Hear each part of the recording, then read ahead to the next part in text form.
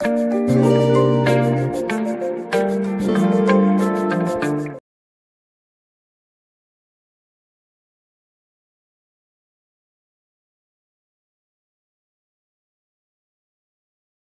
are talking more about, you know, again, we are back to the usual.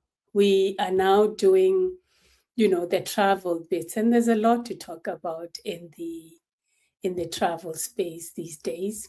Sorry, I wanted to remove my thumbnail. So the people in Substack, hello, hello, hello, my people, and everyone else in other platforms. I'm live in Facebook. I'm live Instagram. Somebody needs to teach me Instagram because sister struggles a bit. So, what if your next international trip was not for a beach, a safari, or a luxury hotel? Yeah. What if you boarded that flight because you wanted, answers about your body? I know I'm going through that these days in, perimenopause years, but women are crossing borders for health screenings, fertility treatments, and dental care, cosmetic procedures, and specialist consultations. But one particular story is raising a very uncomfortable question. Why are some women traveling thousands of miles simply to feel heard by a doctor? So, welcome to Definitely Hot Tea, where we connect Africa to the world, one story at a time. So, today we are returning to travel, but this is travel with a difference. First, we are going to South Korea, where, Black Americans are discovering a new kind of healthcare experience. Then we travel to Uganda to meet Juliana Kagwa, the woman helping to sell the pearl of Africa to the world. So pour yourself a cup of tea or whatever. I have this for my Substack people. It's definitely not gin, could be something else. Because, today's travel tea is all about health and women and their power, really. So for many years, people have, crossed international borders for medical treatment, and we're seeing now with the veneers and whatnot and the horror stories that come with that. Some travel because the procedure is more affordable. Others travel because waiting lists are just shorter and specialist treatment is available, or they just want privacy. So women travel for fertility treatments, maternity care, fibroid treatment. We know that's a big issue in our Black community. Dental procedures, as I said, there's horror stories in some of them, and cosmetic surgery, and of course some other wellness issues. This movement is known as medical tourism. I mean, I'm learning all of these things as I try to understand my Black women community, and it's fascinating to me as I go along. But the latest conversation is not only about, affordability, it is also about how patients are really treated. A recent report from the Guardian explored why a growing number of Black Americans, specifically women, are traveling to Seoul, South Korea, for preventative healthcare. Now, these women say they are finding comprehensive screenings faster across, and faster access to diagnostic testing and appointments in which they feel listened to. This was a shocker to me because you think this is the first world. People I know with there's some political issues, but you would think that if you have private care, at least you would have some of these access to some of these type of services. And one woman's experience is particularly powerful, right?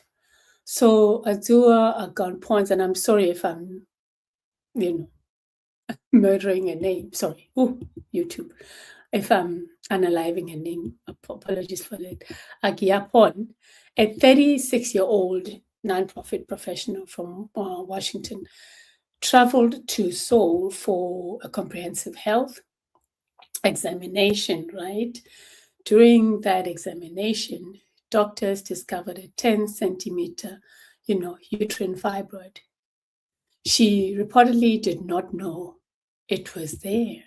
Most cases, people don't know these things, despite attending annual medical checkups at home, you see. An ultrasound detected the fibroid, and MRI confirmed that it shortly afterwards that it really was, what it was. According to report, a comprehensive examination cost just, under $600. Now, let us be clear. One person's experience does not prove that every hospital in one country is better than every hospital somewhere else, right? But her story raises an important question. How could something that large remain undetected during her previous checkups? And how many other women are living with symptoms that have been dismissed, normalized, or never fully investigated, right? So let us unpack why Seoul, why South Korea. Many people, associate South Korea with K-beauty. I know I've seen a lot of, skincare, cosmetic, surgery. However, international visitors are also discovering the country's preventative healthcare system. So some facilities offer several examinations in one coordinated visit. This includes, your blood tests, cardiovascular assessments, thyroid checks, gynecological screening, so imaging, and of course, specialist consultancy. So instead of arranging separate appointments over several weeks or months, a patient may be able to complete numerous tests within much shorter period. So according to Black Enterprise, South Korea received a record 2.1 million international patients in just 2025. So that figure tells us this is much bigger than, a few social media travel stories that we see. So medical tourism has become a serious global industry. But for the women interviewed, the technology was only one part of the experience, right? They also spoke about patience, compassion, and feeling that their concerns were being, taken seriously. But, guys, sometimes I just feel like, I see some of the young ladies that go to these places and I kind of, I don't know, I feel about that. Let me know in the comments what your take is, So the report focuses particularly on, of course, Black Americans, African American women traveling to South Korea. But medical tourism itself is an international story involving women from any countries, women that are, researching where they can receive appropriate treatment, what it will cost, how much will it cost you, how quickly they can, be seen, and whether doctors have experience, they have that kind of experience really to treat your issues rather, for your particular needs. So travel is no longer only about whether we want to relax for some women. It is becoming about whether they believe they can receive answers, dignity, and control over their healthcare decisions. However, we should not romanticize medical tourism, as I said, for me, I don't know. So traveling for treatment obviously requires money, time, insurance, planning, and in many cases, a visa. There may also be language barriers, different medical regulations, and different and difficulties really in arranging follow-up care after returning home. So if you get complications and complications develop, The patient may be thousands of miles away from the original medical team. And I'll tell you a story about what I experienced in the train on my way back from London. So that is why, anyone considering medical treatment abroad should really research the facility and medical professionals carefully. Understand that the total costs and discuss follow-up care with the qualified healthcare provider. Medical tourism can create opportunities, but it can also carry serious risks. So yeah, today's story really is about how women should be able to receive respectful and thorough healthcare wherever they live. No woman should have to purchase an international ticket merely to convince someone that pain is real. If patients believe they must leave their own country to feel heard, the success of medical tourism may also, expose failures within their healthcare systems at home. So I want to hear from you, as I said. Would you travel to another country to, for a comprehensive medical examination? And if you have already received medical treatment abroad, was the experience better, worse, or simply different? I'd like to hear from you. Let us know in the comments. But please protect your privacy and also share what you feel comfortable sharing, okay? All right, guys, now let's change and I hope you can hear me because my earphones today, we are now shifting gears, my people, to our second, slot of the day. And we're talking about Uganda. Yay. I think I've covered a story about Uganda before in our travel, hot travel.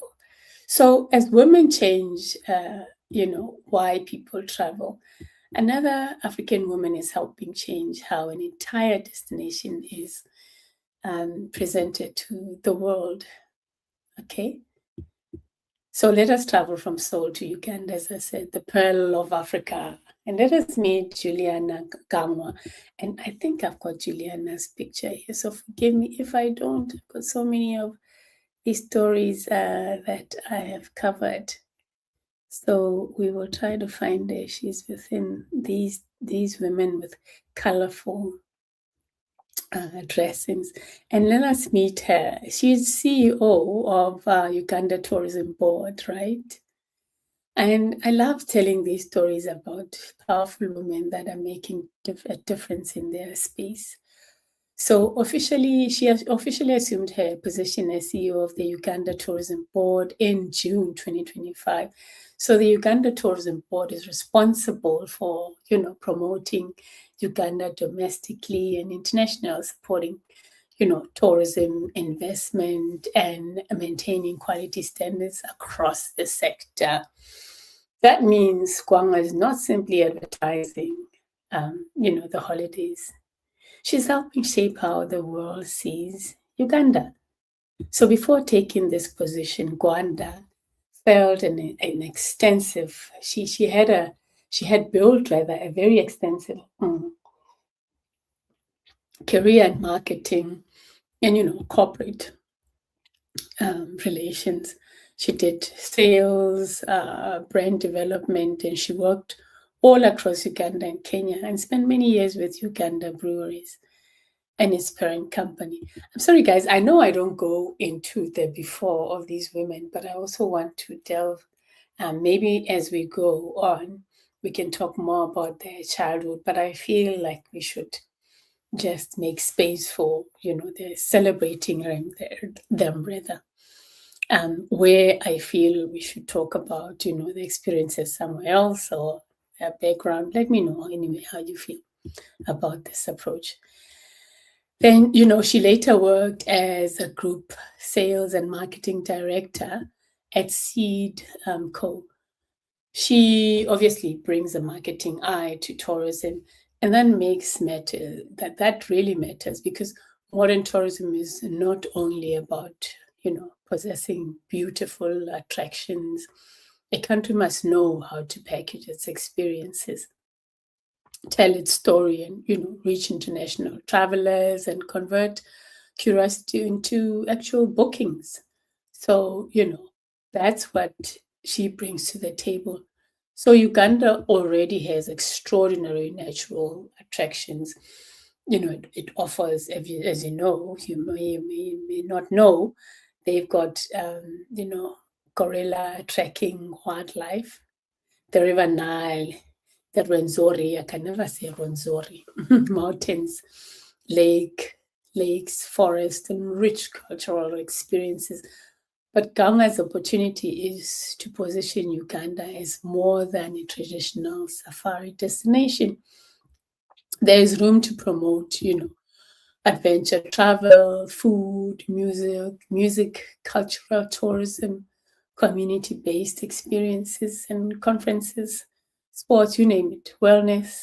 So, Uganda will also be one of the hosts of the 2027 Africa Cup of Nations. Goodness. My tongue today. So alongside Kenya and Tanzania, that's in 2027. I'm looking forward to that. So that creates an opportunity really to introduce the country to football supporters, media organizations, sponsors, and travelers who may never previously have considered Uganda. So in July 2026, the Uganda board welcomed Rock Nation ahead of AFCON 2027. So Gwanga really takes these types of opportunities to showcase her country, which is quite good. So she is Uganda's, I would say, tourism assets. She's quite good at that. And from its mountain of gorillas, its cultural heritage, and international sports marketing experience, that demonstrates something very important, that tourism is not separate from sport, entertainment, fashion, food, culture.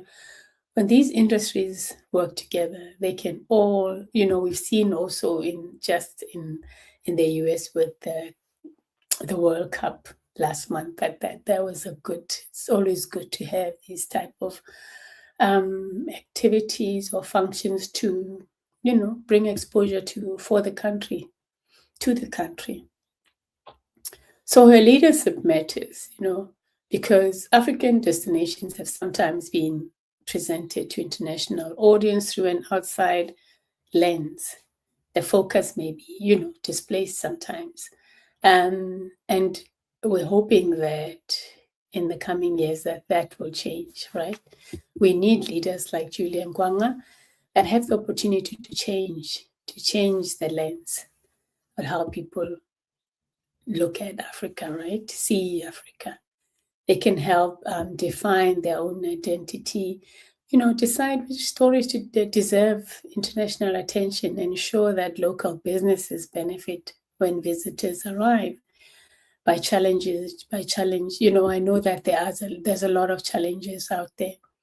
So, with her background, I think through powerful campaigning and supporting, local businesses that have transport, because transport is quite a challenge in Africa in most cases to get around such places. So you need reliable infrastructure and, of course, security, very key. So to help your visitors feel welcomed and safe. You need to, obviously she's good at promoting the destination, and people are being creative with how things work around there. So, and it's always expected that these days that, you need to experience what's on the ground and not necessarily see, like in South Africa, people usually go to Sandton, and there's places to see besides the fancy places out there. So in closing, guys, today's stories may appear very different, right? I know. One takes us to medical facilities in Seoul. The other introduces, and I'm seeing these beautiful ladies with their beautiful colors that remind me of my grandma. Anyway, The other was introducing us really to Uganda and Ugandan world, but they are connected. Women are influencing what we travel, how we travel, and what we expect when we arrive. Some are boarding flights to take control of their health. Others are sitting in leadership positions and shaping the future of entire tourism industries, right? And perhaps that is the biggest lesson. Travel is no longer only about seeing places. It can be about finding answers, building industries, reclaiming stories, and creating opportunities. So, congratulations to Delia Ngwanga and to all the women building careers and businesses in tourism across Africa and actually across the world. Really, women are powerful. Now, I have two questions for you, right? Would you travel abroad for healthcare? So, if you visited Uganda, what would you most like to experience? I know what I would do, the gorillas, and maybe the River Nile, and cultural, the food, the nightlife, all of it. But let us know, let us continue this convo. I appreciate you for always sticking with me, the new people, welcome. My people in Substack, I can't see much of people, but that's okay. You can watch in your own time. I love you for watching. Bye. Take care.